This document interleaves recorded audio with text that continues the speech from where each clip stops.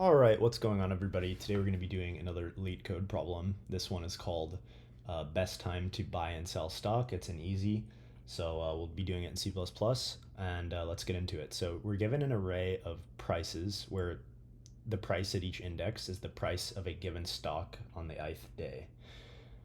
And they want us to maximize our profit by choosing a single day to buy one stock and a different day to sell it such that we get the maximum profit. And if we can't if we can't get any profit, they just want us to return 0. So looking at input output, basically, so again, we're given an array of just integer values of prices. And these are going to be each element here is going to be the price. So this is just for one stock. And then each element is going to be the price just as an integer for each day. And then like the problem said, they want us to just return the maximum profit we can have. So just looking at this array, we can see that the price is really high here, really low there. So obviously we wouldn't have any, like if we bought here and sold here, we'd be at a loss. But so let me just cheat here and see what the answer is. So the output is going to be 5. And let's see, presumably that's going to be from buying on this day, because yeah, buy on day 2, price equals 1, and then sell on day 5 where the price equals 6. So basically the most profit you can have is going to be buying here when the price is 1 and then selling here when the price is 6, and they want the max profit, so we'll return 5. And then another example, I think they just want to show this edge case where there's no profit. The price of the stock just keeps decreasing, so the answer is going to be 0.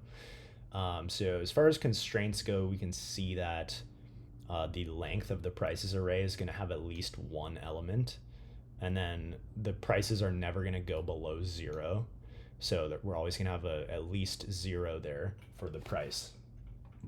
So basically, the optimal approach for this problem is going to be to use a sliding window to give us a linear time.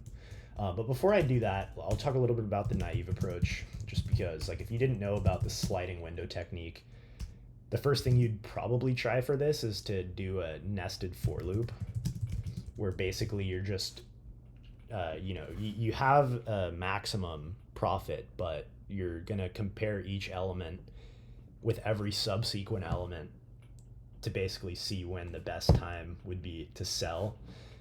But that's going to be in squared, and that's too slow. So nested for loop is going to give us a time complexity of big O of n squared. It's obviously pretty slow. The optimal approach is going to be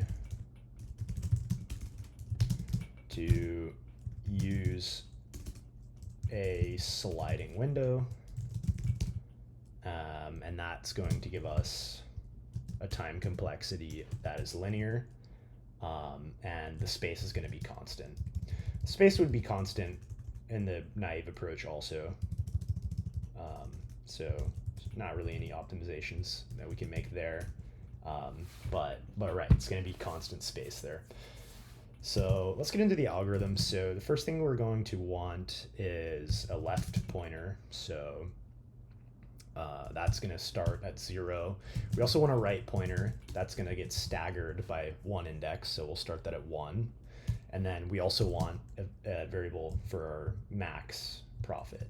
So, and that's the name of the function. So I'll just call it res, because that's going to be our short for result that we're returning.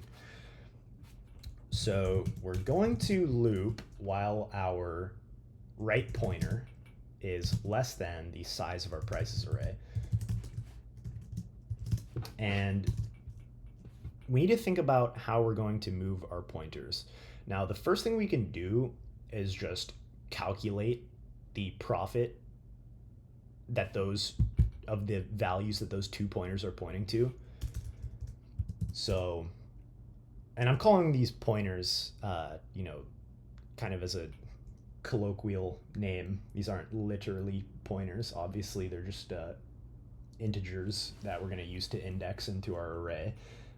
But nevertheless, we want to calculate the profit at this point, and we also want to compare it with the current maximum profit, and then update that global value. So to do that, we'll just use the built-in maximum function and take the maximum of the current max profit and then the profit for these days, which we can calculate. So let's see, that's going to be the value of prices at our right pointer minus our left pointer. So that's going to be the current profit that we're on for those pointers. Now we're going to think about, how and when do we need to update our pointers? Well, as far as the right pointer goes, we can just keep incrementing the right pointer every single time this loop iterates. So the right pointer can keep increasing every time. Now, when do we want to move the left pointer? Well, we're going to want to move the left pointer once the value that it's pointing to is greater than the value that the right pointer is pointing to. Because if you think about it, so say we have an array that's like 1, 2, 3, 4, and then you get 1. So we know we can have so like, let's say our left pointer is here and then our right pointer is here. So the left pointer is going to stay put. We're going to keep moving our right pointer. We can see that our profit can potentially get higher and higher. But as soon as we have a value here on the, and let's just make this 2 to make this example clearer. As soon as we have a value here for our right pointer that's less than our value of our left pointer, we know that there's no way we can make a profit anymore. So we might as well, and we don't even need to, because we know since every value to the right of this left pointer is going to increase, like we don't have to keep inching the left pointer along. We can just immediately set the left pointer to be the right pointer and then increment the right pointer.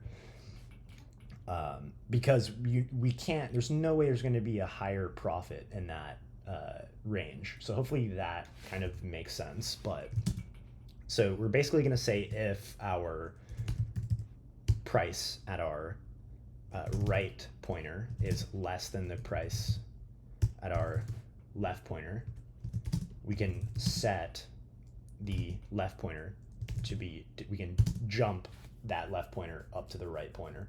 And then after that, remember, we're already incrementing our right pointer every single time, so we don't have to do that. Don't have to do anything for that. And then at the end of this, we will just return the result. So let's go ahead and run this. I didn't even check to see if there were typos, but I didn't see any. So, okay, it's looking good. So again, this is going to be linear space because we're literally just iterating through the array linearly, and then there's no extra data structures here, so constant space. None that scale with the prices array. So I'm just going to submit this one more time so we can get a little bit better than 10%. Because everybody pretty much has the same answer for this problem. So as you can see there, we beat 95%. And I think we did better with memory on one of those runs, but either way. So hopefully this this video helped you understand the problem better. And if it did, that's great. So I'll see you guys in the next piece.